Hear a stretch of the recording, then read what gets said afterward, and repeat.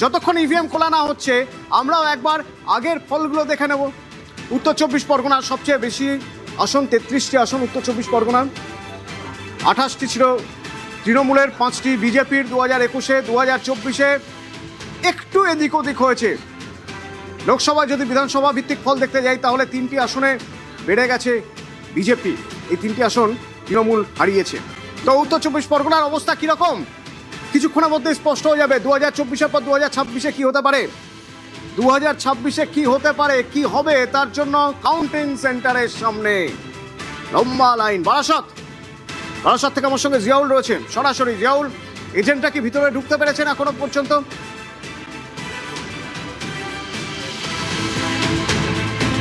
দেখো, আর কিছুক্ষণ সময়, অর্থাৎ আর 1 ঘন্টা 20 মিনিট সময়, তারপরেই কিন্তু গণনা শুরু হবে।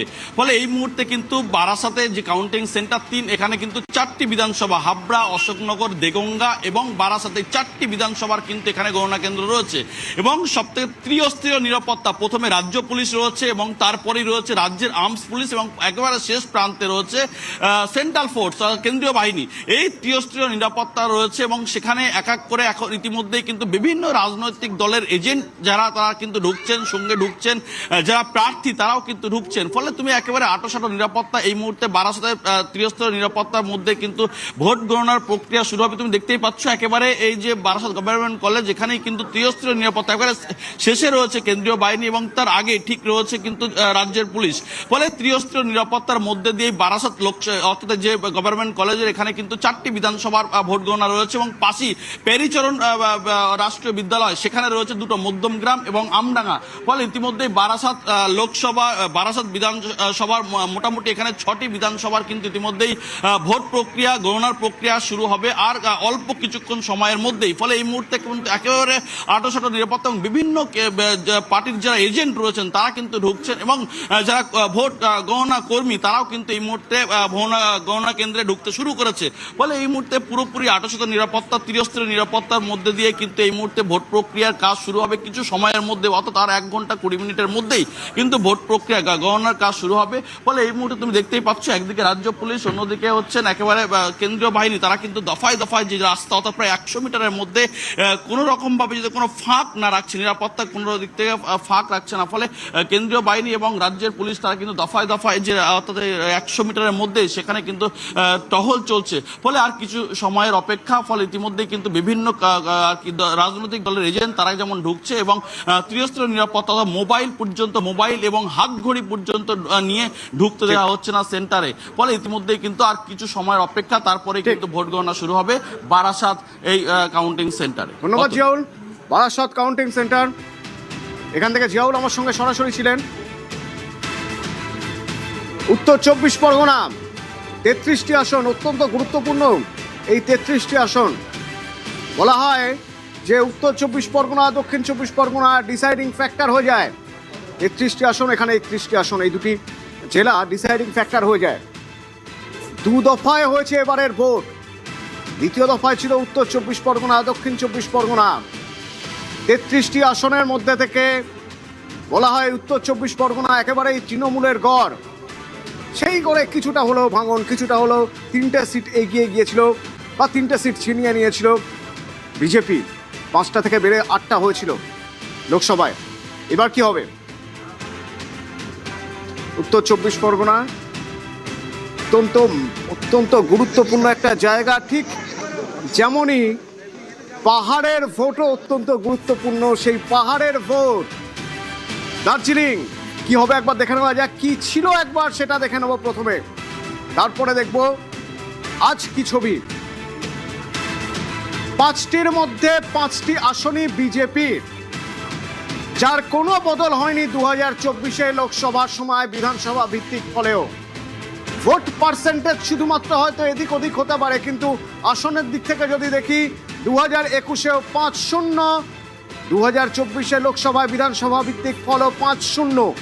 এবারও কি ফল একই থাকবে, নাকি এবার সেখানে থাবা বসাবে তৃণমূলের ভোট ব্যাংক বাড়বে? কিছুক্ষণের মধ্যেই হয়তো উত্তর পাওয়া যাবে, কিছুটা আওয়াজ তো পাওয়াই যাবে 8টায় যখন ইভিএম খোলা হবে তারপর থেকে। তো পাহাড় থেকে পার্থপ্রতিম রয়েছে সরাসরি আমার সঙ্গে। পার্থপ্রতিম, শিলিগুড়ি রাজা রামমোহন রায় তোরণ শিলিগুড়ি কলেজ, সেই শিলিগুড়ি কলেজে এখানে গণনা শুরু হয়ে যাবে কিছুক্ষণ পরে। সামনে লম্বা লাইন, প্রচুর মানুষের ভিড় দেখছি। এজেন্টদের কি ভিতরে ঢুকতে দেওয়া হয়েছে এখনো পর্যন্ত? এজেন্টরা কি ভিতরে ঢুকে গেছেন?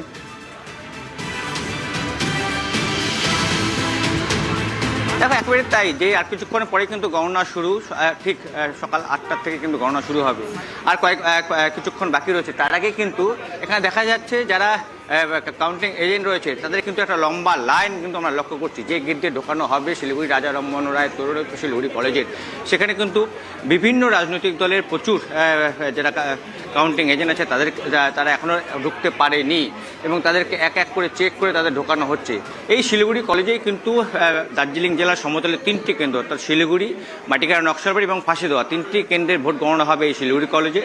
দার্জিলিং এবং কার্শিয়াংয়ে আলাদাভাবে 2টি কেন্দ্রের জন্য গণনা হবে এবং কালিম্পংয়ের জন্য কালিম্পং আলাদাভাবে গণনা হবে।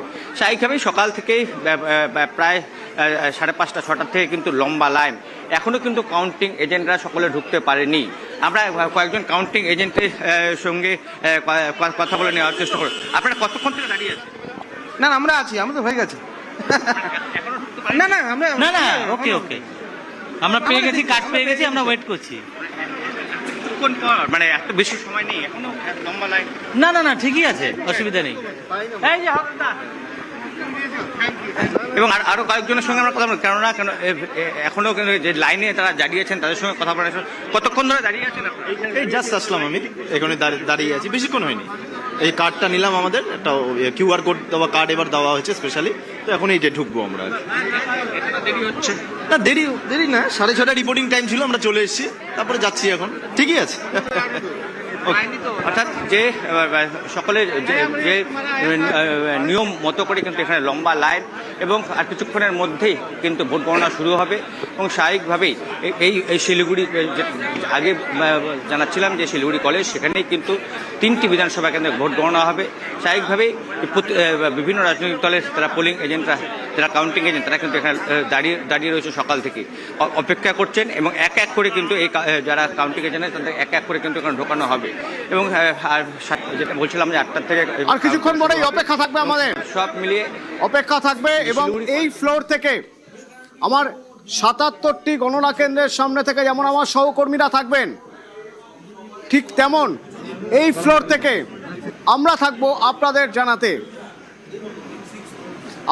জানাতে থাকবো প্রতি মুহূর্তের আপডেট, প্রতি মুহূর্তের কোথায় কি হচ্ছে, কোন গণনা কেন্দ্র থেকে কোন খবর আসছে, কে কতটা এগিয়ে, কে কোথায় কতটা পিছিয়ে। রিয়াকশন নেবো আমরা বিভিন্ন রাজনৈতিক ব্যক্তিত্ব। এবারের ভোট প্রথম থেকেই বলছিলাম নজিরবিহীন ভোট।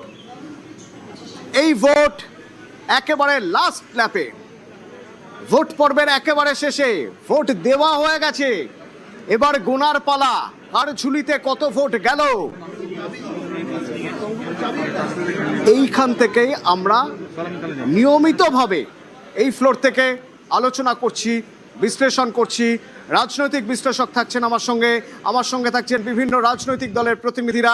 আমরা আজও দিনভর বিশ্লেষণ করব ভোটের, কোথায় ভোট বেশি পড়লো, কোথায় কম পড়লো, কেনই বা বেশি হলো, কেনই বা উনি কম ভোট পেলেন, কেমন হলো ভোট ছবি, ভোট মানচিত্র নিয়ে কথা হবে।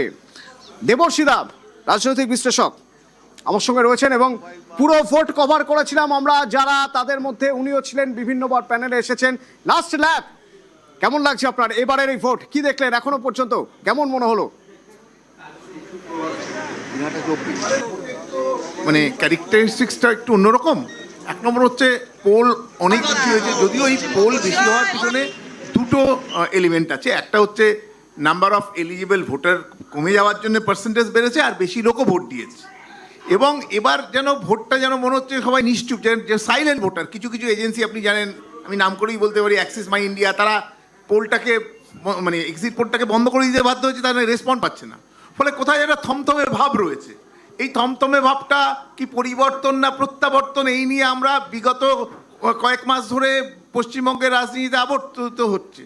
কিন্তু সর্বোপরি যেটা বক্তব্য যেটা আসছে, যে যদি একদম গাণিতিক জায়গায় যাওয়া হয়, তাহলে সেখানে কিন্তু যতটুকু আমাদের ধারণা যে বিজেপি অনেকটা সামনের দিকে এগিয়ে এসছে, কিন্তু তৃণমূলের যে একদম গ্রাউন্ড লেভেলে যে প্রকল্পগুলো রয়েছে যেটার নিয়ে বিস্তর প্রশ্ন উঠতে পারে, মানে অর্থনৈতিকভাবে সেটা কতখানি লং রানে এফেক্টিভ, কিন্তু সেইগুলো যে ভোটের বাক্সে ডিভিডেন্ড দিয়ে এসছে এতদিন পর্যন্ত, সেটা এবারও দেখ না, এবারে দেওয়ার কিন্তু সম্ভাবনা। অমিতাভবাবু রয়েছেন কংগ্রেসের, আমি একবার বোঝার চেষ্টা করবো অমিতাভবাবুর সঙ্গে কথা বলে। মালদা মুর্শিদাবাদ নজরে রয়েছে, এবার মুর্শিদাবাদে অধীর চৌধুরী বহরমপুর থেকে দাঁড়িয়েছেন। মালদা মুর্শিদাবাদ কংগ্রেসের ভালো ফল হবে, আশাবাদী আপনারা? দেখুন, এই মুর্শিদাবাদটা এমন একটা জেলা যে 77 সালে যখন আমরা চারিদিকে হেরেছিলাম তখনও মুর্শিদাবাদ আমাদের 8টি বিধায়ক দিয়েছিল। মুর্শিদাবাদ চিরকালই আব্দুল সাত্তারের সময় থেকে বা তার আগে থেকে আমাদের একটা ভালো ঘাঁটি হিসাবে পরিচিত। যে কোনো কারণে হোক বাইনারি পলিটিক্সটা চলে আসে যখন গত নির্বাচনে, তখন হিন্দুত্ব এবং সংখ্যালঘুদের ভোটটা একদম দুভাগে ভাগ হয়ে যায়। আমরা সেই হিন্দুত্ব বা সেই সংখ্যালঘুত্ব দেখাইনি, আমরা পুরোটাই মানুষকে মানুষ হিসাবে দেখেছি, ভোটারকে নাগরিক হিসাবে দেখেছি, আমাদের সমবেতী হিসাবে দেখেছি। তো আজকে যে কোনো কারণেই হোক তাদের বিশ্বাসভঙ্গ হয়েছে দুটি দলের উপরই আজকে। তাই আমরা আশা করছি মুর্শিদাবাদ, মালদা থেকে আরম্ভ করে দিনাজপুর বেশ কিছু জায়গায় আমরা যথেষ্ট ভালো ফল করব, এইটাই হচ্ছে সবথেকে বড় ব্যাপার। এবং এসআইআর আমাদের যে এবার একটা নতুন একটা অবস্থার সম্মুখীন হতে হচ্ছে, আমাদেরকে প্রমাণ করতে হচ্ছে আমরা ভারতবাসী, আমাদেরকে বাঙালিদের প্রমাণ করতে হচ্ছে আমরা।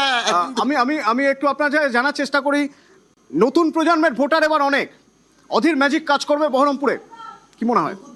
প্রজন্মের ভোটার বেশি হতেই পারে, অনেক থাকলেও কিন্তু সেটা প্রবীণ ভোটারদের থেকে বেশি নয়। আমি আশা করি প্রবীণ ভোটাররা ইতিহাসটা জানেন, নবীন ভোটাররা নতুন তো তাদের হয়তো ইতিহাসটা জানা নেই, কিন্তু যখনই তারা পড়াশোনা থেকে আরম্ভ করে চাকরি পাওয়ার ক্ষেত্রে ঠক্কর খাবে তখনই তাদেরকে মনে করিয়ে দেবে তাদের বাবা মারাই যে কংগ্রেস আমলে কি হতো, এটা মনে করিয়ে দেবেন, তখন আমরা